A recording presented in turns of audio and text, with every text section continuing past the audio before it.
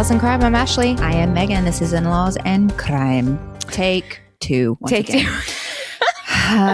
We are at the lake house. We are back in our little cozy pod spot, but the internet today is giving us a run for our money. So there's no internet out here. So it's rural where we are. Mm-hmm. It's very rural. You'll never find us. You will never.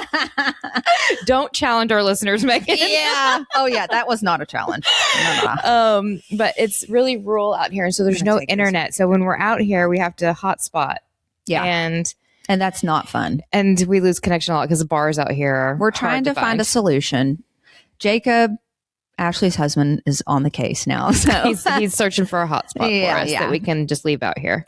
But so for Crime File, we don't have anything because it has been a long ass week, and it has been a long, busy weekend. Hers was full of lots of fun. Well, yeah, mine was not. The work week was not fun. My weekend has been fun. I had a friend fly in that I don't get to see very often, and that was fun. And we had a little Galentine's event last night, which was a lot of fun. And but yeah, no time to look up too much crime. And I didn't see anything like plastered all over my social media from local crime wise. So I honestly have hardly been on Facebook or anything. Nothing for our correction file either. No, I don't think so. Farm file. Farm file. My quail are alive my chickens and well. Are all good. My girls are laying again. They survived. The sun is shining. Yeah, the quail started laying eggs again. Yeah, and I'm like, oh, y'all better hold on. It's gonna probably freeze again. Yeah. Today is Super Bowl Sunday. Today is Super Bowl Sunday. Mm-hmm. We're gonna have fun little Super Bowl. Are you doing the Super Bowl? I am not doing anything. Oh, good for you. Thank you. Neither will Jacob and I are really into football. I mean, if we're invited somewhere, we go for the most part. But other than that, I could give 2 cents. Yes. About the football. Yeah. I'm just going for the food. That's about it. Yeah, we go somewhere. It's definitely for the appetizers. Yeah. So, okay. Well, since we've done this once already. Yeah. Not fully. No. But we have done it once. Let's jump in. Okay. We're going to dive right on in. Okay. I'm taking you back to the 90s. Oh, okay. Okay. It's September 1998 in Tyler, Texas. Mm-hmm. Troy Clark and his common-law wife, Tori Bush, are both sitting in county jail awaiting trial for the theft of a trailer. Okay. And it doesn't take long before little Miss Tori starts chatting about her crimes. Oh. So Tori begins talking to her cellmate, Michelle, about a crime she was involved with. Michelle, this is her talking to the officers. Mm-hmm. Michelle tells officers that she was in her cell quietly reading her Bible. Oops, excuse me. Hit the mic already. Headbutt the mic. When Tori began crying and stating that God would never forgive her because she was a bad person. Oh, buddy. Michelle closes her Bible and she's like, Excuse me? okay, this is going to be a long one. Yeah. So she closes her Bible. Let me pause my Bible study. And she's like, God forgives everyone. She's like, you're fine. She's like, what are you in here for? Mm-hmm. And Tori states that she's in there for stealing a trailer. And then she also goes on to explain that a girl that used to live with them is now missing. She goes on to say that this missing girl is a girl named Christina Muse. She was 20 years old. She worked at a mini mart, and that Christina would come by Tori and Troy's house to buy her drugs. Drugs. Yes. Uh-oh. Michelle was like, okay, thanks for that. And they went on about their day. Oh, I'd have had a few follow-up questions, I believe. I don't think Michelle was too engaging in this conversation. She was like, close the book on the Bible. I was like, okay, what? Like Michelle was just like, I want to serve my time and get out of here. Yeah, right. So a few days go by and Tori yet again is crying in their cell talking about Christina. Uh-oh. So the Tori tells Michelle that she was in, I'm sorry. The way Tori started talking about Christina again, it made Michelle feel like Tori was involved in somehow in this girl's disappearance. And so finally, Michelle was just like, okay, did you kill Christina? Like, she just flat out asked cause her disappearance? Yeah. So Christina's like, well, she's like, Troy became a little suspicious that Tori was going to that Christina was going to tell on them for their drug use or for their drug sales. So she was worried, they were worried she was going to turn them in. So Troy attacked Christina with a stun gun, then tied her up because, of course, Christina's fighting back at this point. And once she was tied up, Tori and Troy, I'm sorry, that's going to be a hard one for me. That's going to be hard for me. Tori and Troy loaded up Christina in their car, took her to a lake where they then gagged her, and then they both held her down in the lake and drowned her.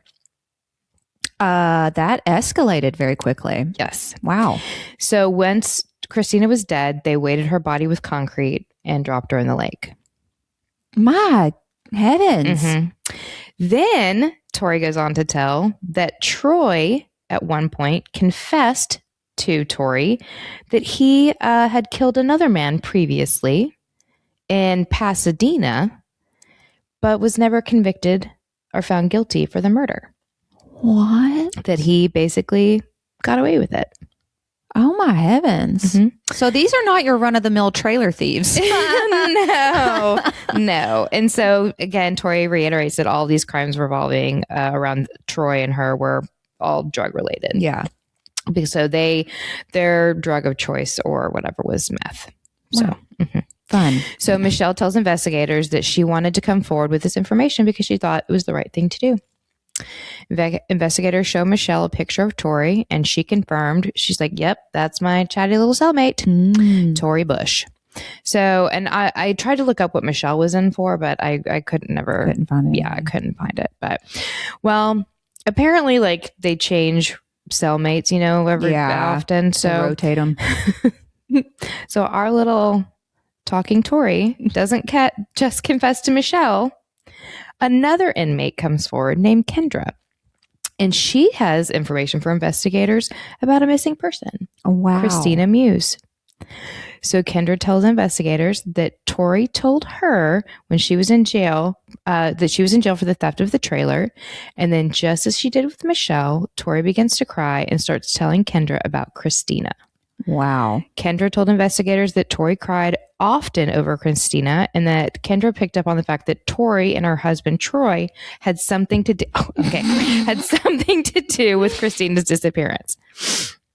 Tori and we are back. Still so with sorry. issues. The internet is bad today. Okay, continue on. Okay. So I'm at Tori is telling Kendra the day Christina went missing, Christina had left her car parked in Tori's driveway and had walked to the corner store with a friend of theirs named Tracy Mize. And then that was the last time anyone saw Christina. So not the same story she told our first girl. Yeah, because she told her about the lake and all that good stuff. That's right. But while Tori and Troy are in jail, they were writing letters back and forth to each other. Man, they don't seem very wise, smart, sharp. Yeah. So Kendra saw that one day, like Tori was crying. She had received a letter from Troy and was like beside herself crying. And Kendra saw part of the letter that read, and I'm sorry, Mima, this is a quote. Uh-oh. She got on to me about my F-bombs. Oh, did she? She did. She's like, you know better than that. I do, but it's really frustrating talking about these people. It is. He says, you're talking too fucking much. Well, I mean, he is. And Troy wasn't wrong because Tori was talking to anybody that would sit down long enough. Yeah, geez, apparently. Yeah. But I mean, I'm her conscience must have been just right, overloading her. Exactly. She's upset. Yeah. Okay. We have another person come forward to investigators with information about missing Christina Muse. My God. This information comes from a girl named Tanika. Tanika said Tori said when she was in for stealing a trailer. So that part never changes why she's in jail, that she's in for stealing a trailer. And was a suspect in a missing person case about a girl that used to live with her and her husband, Troy. Same as before, Tori began to cry after receiving a letter from Troy, and she had expressed her worry that God was not going to forgive her. So Tanika had seen a line in this letter stated, I'm going to tell police that the lime was for the backyard. That was the quote from the letter. Uh-oh. She also saw a line in the letter that read, quit talking to the feds, please. I'm fucking begging you. They are going to hang me and you. Don't let your conscience get the best of you. Mm-hmm. Uh-oh. Later on, so this is what Tanika tells them. Then later on, she calls detectives back and she's like, guys, I actually have a little bit more information than what I told you. Oh, no. So she didn't give it all up front. Oh, man. So Tanika goes on to tell investigators that Tori had told Tanika that herself, Troy, and Tracy were responsible for Christina's death. They killed her the night she went missing. Tori further tells Tanika that Troy left to go steal the trailer and Tracy disposed of Christina's body. They killed her because Christina owed money to Tracy for crack. Okay, what? So this is her third confession, third story. What are we doing? Nothing matches. Yeah. And so now she's saying that they killed her the same time that they've stolen this trailer. Mm-hmm. Okay. Yeah, I'm not really quite sure why the trailer was stolen.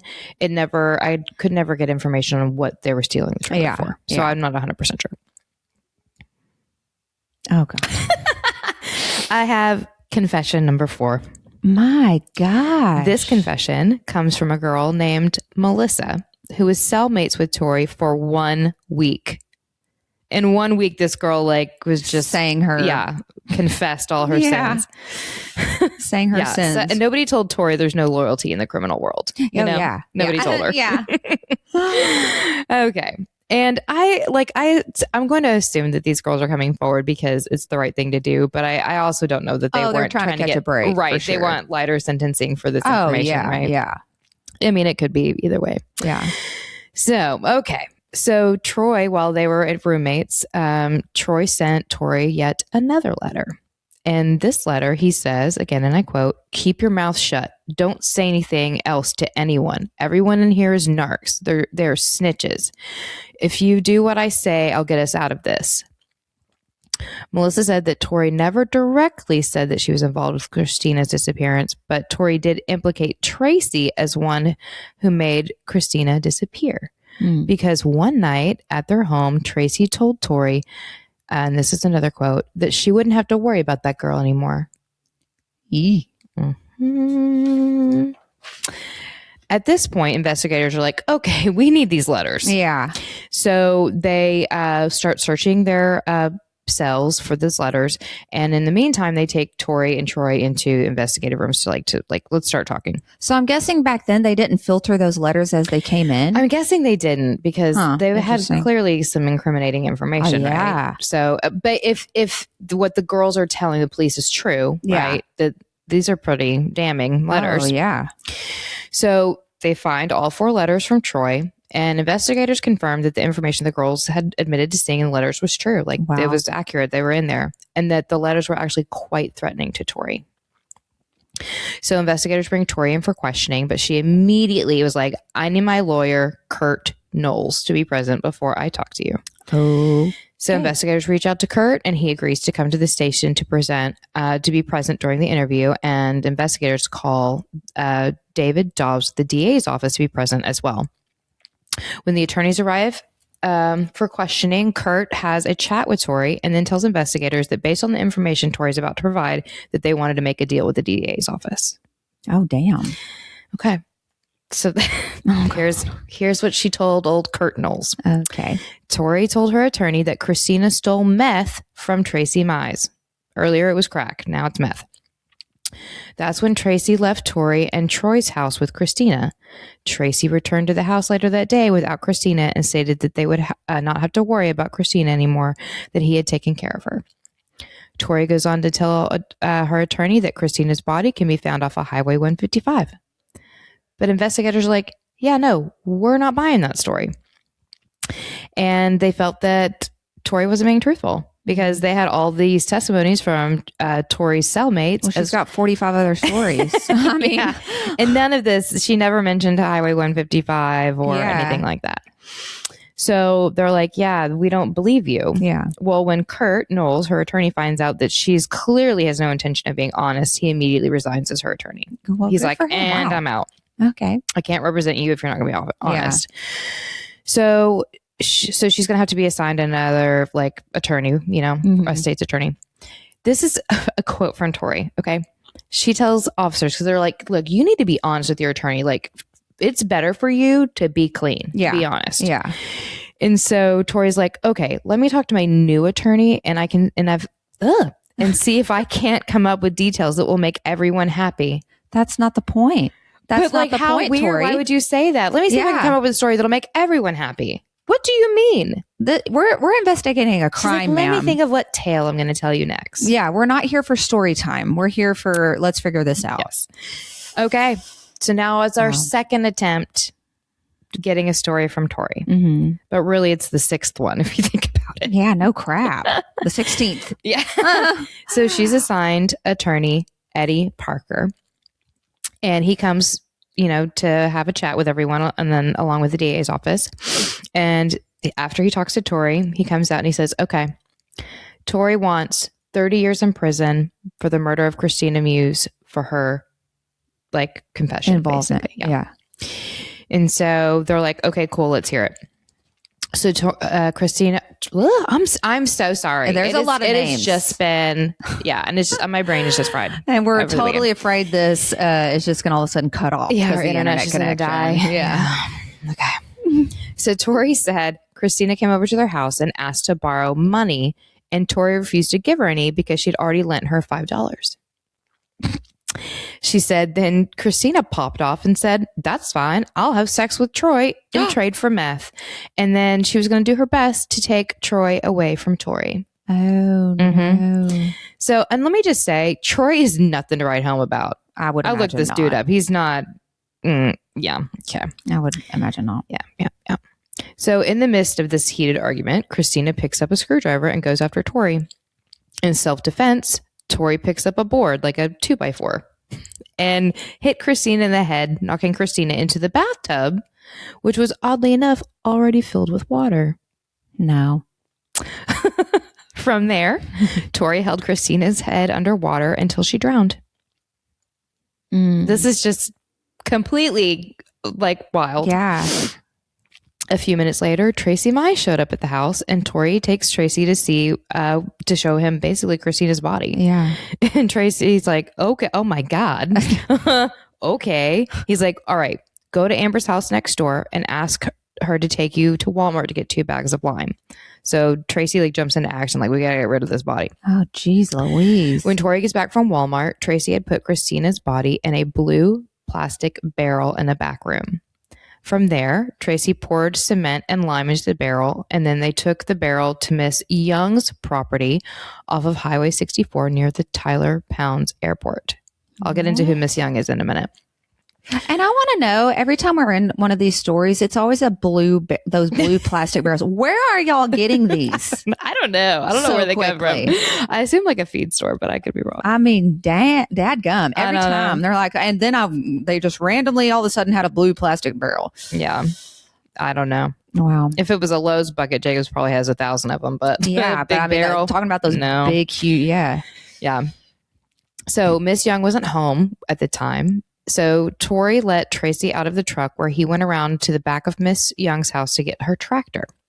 From there, they loaded the barrel into the tractor and headed to the back of the property to a large brush, like debris pile near a lake. So Miss Young lives on some acreage. Yeah. Tori drove the truck down to the brush pile and left the truck there, and then walked back up to the road so she can keep an eye out for Miss Young and Troy.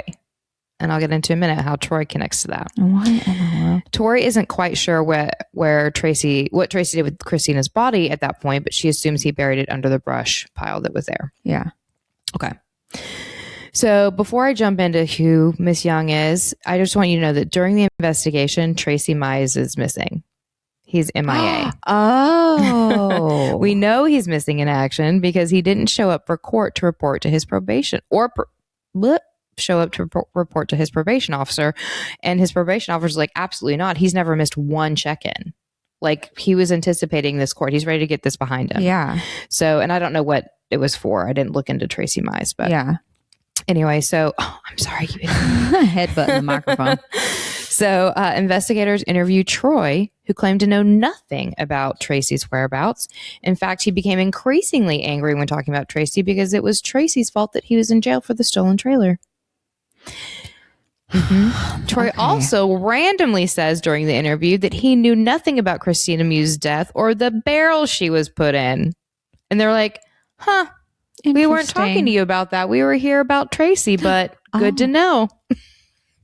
Oh, wow. So he just offered that up. Yeah, he just threw it out there. I don't know anything about that dead lady or the barrel that she was put in. And they're like, we just asked you about a trailer, dude. We were asking you about where Tracy Mize was. Yeah. So, okay, so let me go back to Miss Young. So Miss Young, like I said, lived on some acreage, and Troy was her handyman. Oh, okay. So he did a lot of work for her. And I'm assuming she's like an older woman? She is an older woman. Mm-hmm. So while Miss Young, at the time, Troy was running errands for her while Christina's body was being buried on the property. That's why Tori was looking out for both Troy and Miss Young. Mm-hmm. So Tori was adamant that Troy had nothing to do with Christina's death or the disposal of her body. So after the interview, Tori rode with investigators to show them where the brush pile was on Miss Young's property. Investigators at that point reach out to Miss Young to explain what's going on. And of course, she's horrified and afraid. And they're like, look, you've got nothing to be worried about. You're not in danger, but we need access to your property to find Christina. Yeah. And she's like, yeah, of course, do whatever you need to do. Yeah. So like, if this is just like an innocent woman that hired the wrong people, to work for her. That's what it's sounding like, for sure. All right. So let's dive into this investigation. So investigators map out the property to keep track of where all they're looking. Mm-hmm. But of course, they're going to start with a brush pile because that's what she told them to, right? So this pile of brush is like, it's debris. It's mixed limbs and stuff that's also like a dump for when she cleans out a rental house. If they leave anything or have to tear anything out to fix it, they just dump it all in this pile. Yeah, literally. Okay. So investigators bring in dumpsters to start removing the debris. Once the debris is removed and no barrel or body is found, they start to dig into the dirt. They initially dig down 2 feet and find nothing. Then another 2 feet, still no body, still no barrel. So they expanded the search to the rest of the property. Investigators and officers start walking everywhere in search of either Christina or this barrel.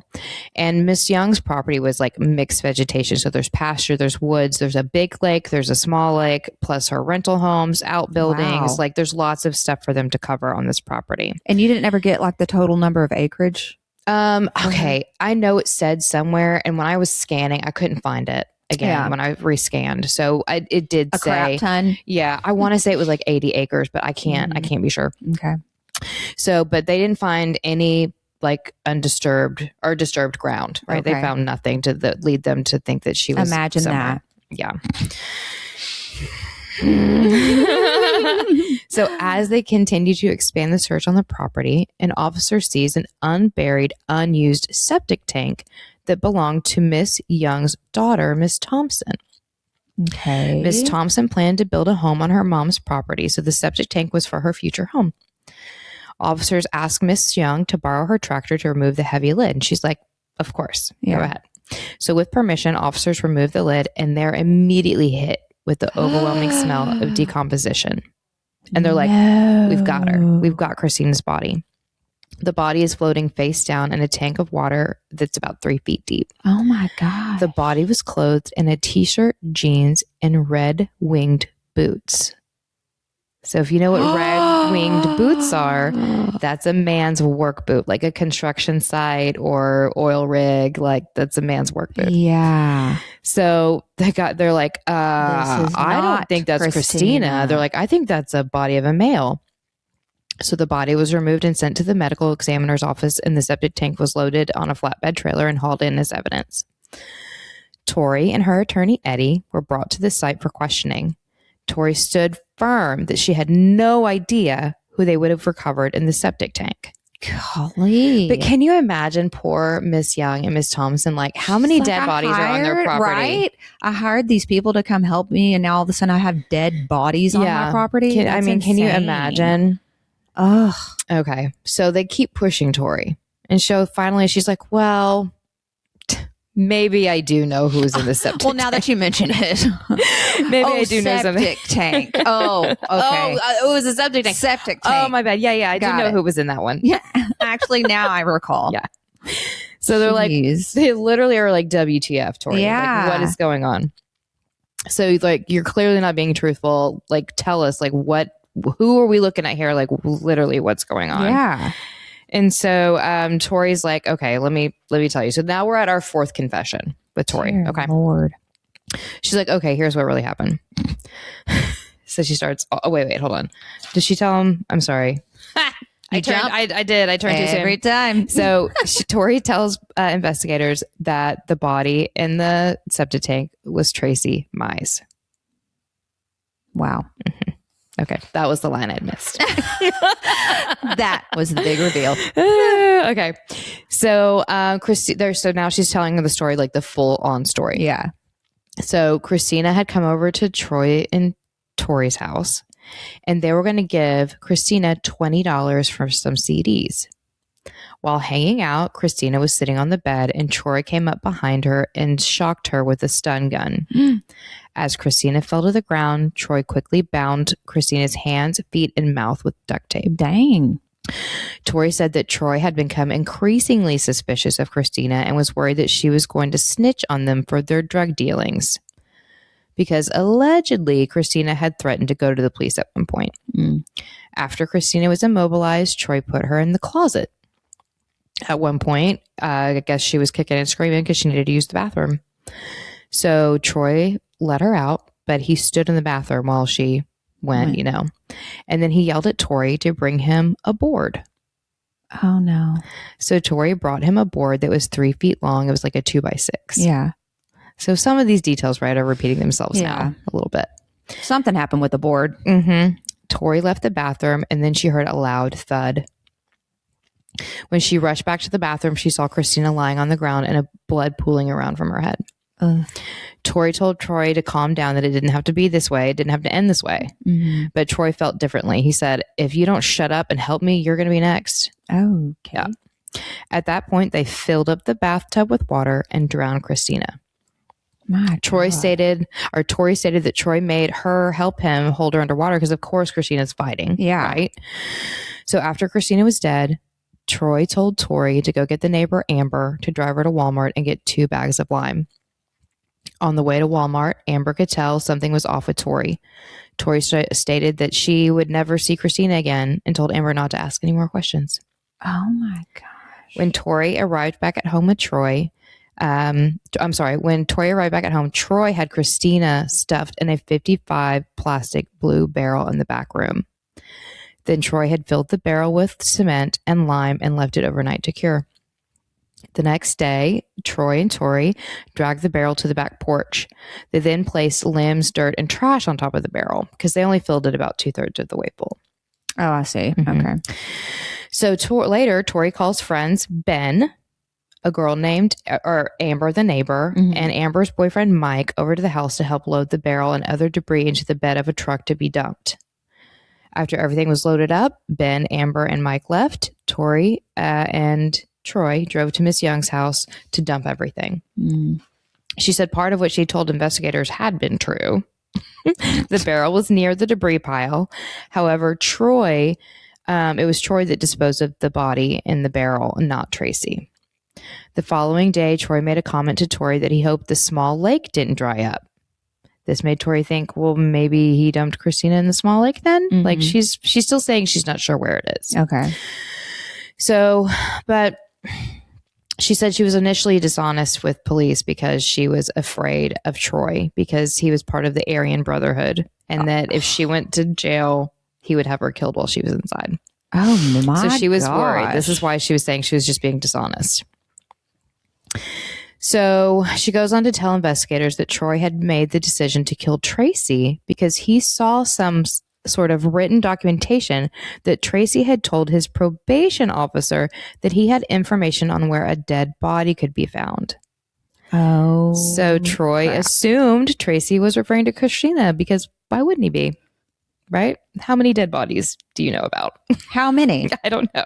That's the question we ask. So that's when Troy was like, yeah, Tracy's got to go. So what Troy didn't know was that, yes, Tracy did tell his probation officer that he knew where a dead body was. But when Tracy gave investigators the location of the body, he told them it was on the property of Mr. Hawkins and gave them a roundabout area to look. So they went to Mr. Hopkins' house and looked around and never found anything. So I don't know if there was like actually another body or if Tracy panicked at the last minute and gave investigators wrong information. Yeah. So we don't know. Wow.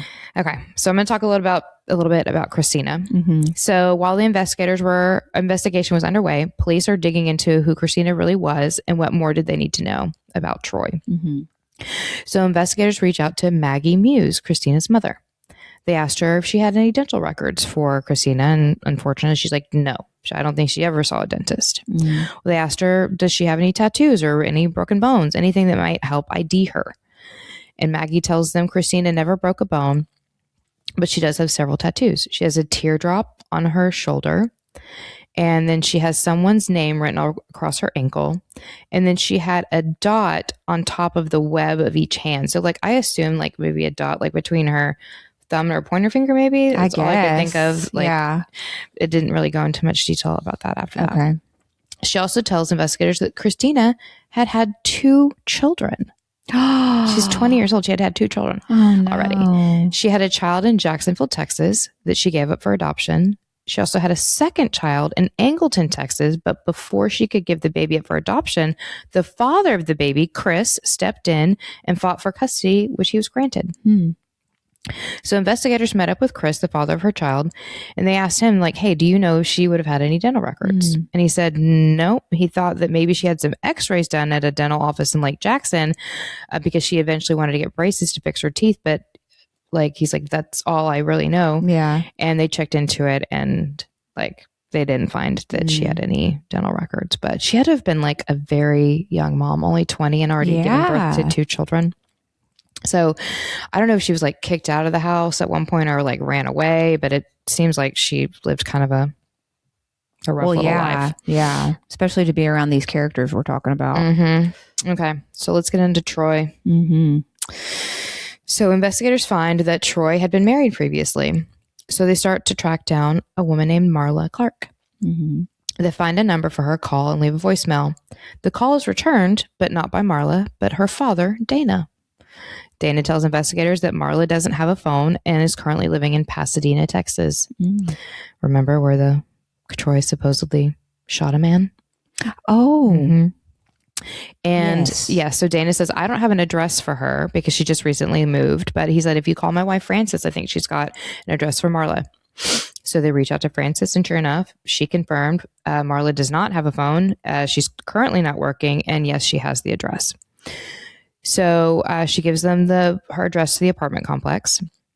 Investigators call the apartment complex to talk to the property manager. They're like, hey, can we leave a message for Marla? Can you give it to her? And the property manager's like, yeah, fax me over a message and I'll put it in her mailbox. Mm-hmm. And they're like, okay, awesome. So it doesn't take long. Marla makes her way to her dad's house. She gets the note and goes to her dad's house and calls investigators back. And she said that she had gotten mixed up with Troy when she was 17 and it was a nightmare. She said Troy was more than abusive. He threatened to kill her and her family if she ever tried to leave him. Mm-hmm. Marla told investigators that Troy was a suspect in a murder case while living in Pasadena in 1988. She said the victim was Reese Luttrell. He had been shot several times over drugs, which sounds right up Troy's alley. Yeah, there we go. She said after Reese was shot, he was able to drive himself home and made a confession to his brother that it was Troy Clark that shot him. And he died shortly after the confession. Well, there you go. I thought it was odd that he drove home instead of just driving if he drove anywhere. Yeah. Like to the hospital. I cannot. I'm like eating my mic today. I'm so sorry. We have to keep our mics like right under our mouth, and like I've been hitting it. Yeah. So Marla kept up with the case and couldn't believe that Troy wasn't convicted of Reese's death. Yeah, that's insane. I mean, it came straight from his mouth. Why would you lie on your deathbed? Why would you lie about who killed you? Anyway, but I guess it was like they need like concrete. There wasn't. It was like what the brother said. Nobody else heard it but the brother. So I guess that was the hole in it. Anyway. Marla continued on saying that about a month after Christina's disappearance, that Troy drove to Pasadena to pick up their 3 children. While at Marla's, he smoked meth, which really upset Marla because he was about to get on the road with their children. Yeah, that would be upsetting for sure. Yeah. And she says, at the time, Troy said, "I think I might be going back to prison." To which she sarcastically replied, "Why? Did you kill someone else?" Oh, God. Troy replied saying, "I think I did a better job of hiding the evidence this time." Mm-hmm. When Troy drove the kids back to Tyler, he refused to bring them back to Marla when his time was over.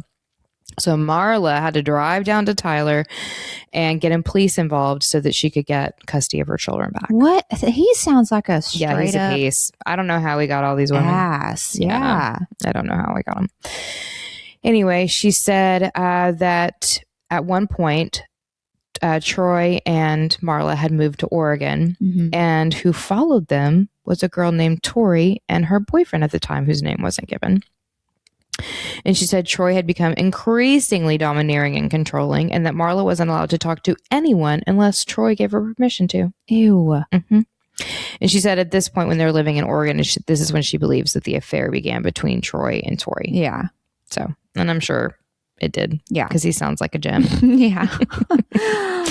That's the least of his sins. Yeah. Okay. So I'm going to jump back over to the investigation now. Okay. So at this point, everyone is on site. We've got game wardens, FBI agents, Smith County officers, DPS divers are on scene now, helping with the investigation. The DPS drivers are in the pond and in the lake trying to locate the blue barrel. They are having no luck, though. So they're like, okay, we've got to recomb the pasture in the woods and see if we can find something. Mm-hmm.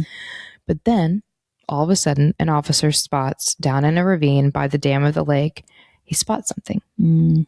As the officer makes his way down to the ravine, he saw the blue barrel partially covered in concrete and concrete blocks, as well as 3 empty bags of concrete. So, I mean, like, it's partially covered.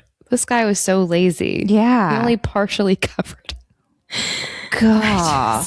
It's like they'll never find it. I can't. And so the officer radios in to let everyone know he found something. So everyone gathers down in the ravine by the barrel, and they start taking photographs of the scene. And they dusted the barrel and concrete for prints, but based on it being out there in the weather, and the concrete, there was no way to get prints. So it's noted that the side of the barrel was dented and that maggots were present, as well as a foul odor. Ugh. Great job, Troy. Yeah. God. You didn't even bother to cover up where it was dented. I cannot. Okay.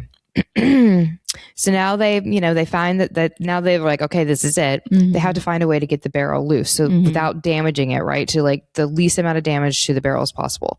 So they decide they're going to just chisel at it with hatches to get it loose enough to get it turned upright because it's laying horizontally. Oh, okay.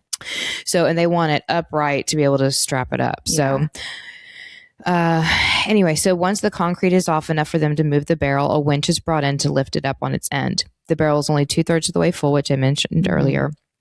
And then we started moving the barrel. Everyone could really smell the smell of decomposition now. Ugh.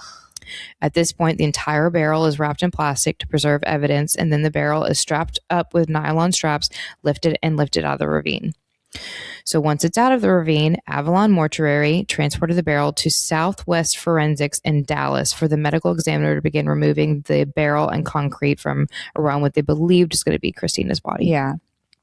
And the medical examiner didn't want, they're like, don't touch the barrel any more than you have to. He's like, I need to do all this myself to preserve evidence. Yeah. So once the barrel is out Southwestern Institute of Forensic Science, Dr. Parlow began working on extracting the body from the barrel. The weight of the barrel, get this, 390 pounds. God bless. 390 pounds is what the barrel weighed. Wow. Yeah. So after it was weighed, he carefully used a saw to take off the bottom of the barrel. Once opened, the barrel revealed the decomposing remains of a young female.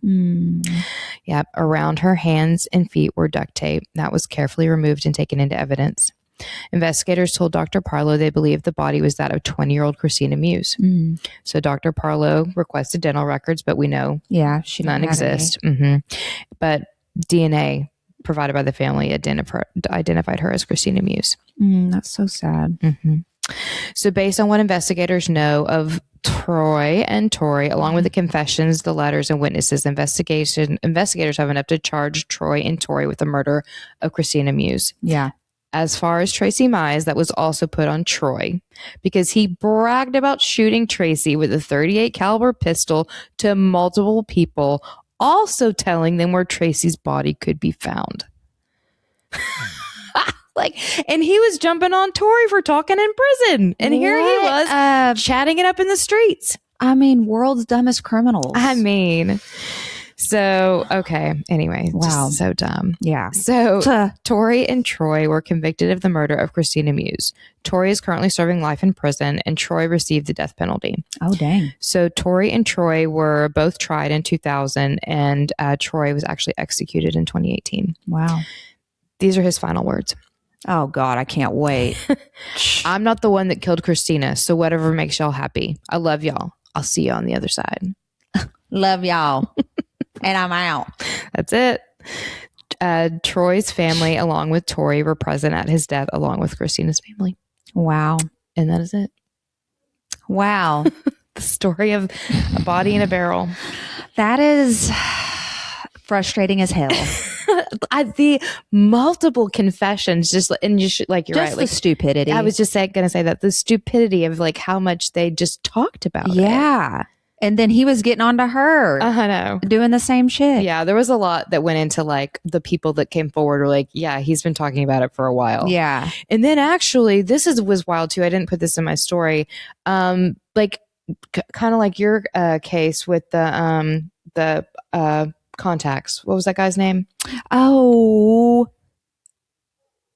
The one where they were taking tours of the dead body. Yeah, Justin Fuller. Mm-hmm. Apparently, multiple people had gone out to look at this body floating in the septic tank. No, I'm sorry I didn't put that in there, but yeah. Yeah. Man, is that a Tyler thing? Like, what in the world? I don't know. Yeah, we're lacking a lot of common sense around here. That's insane. And poor Miss Young, all these people just traipsing all over her property doing whatever they want. Yeah, she hired the wrong people. That's what good vetting of your people. Yeah, bonded and insured. It's very important.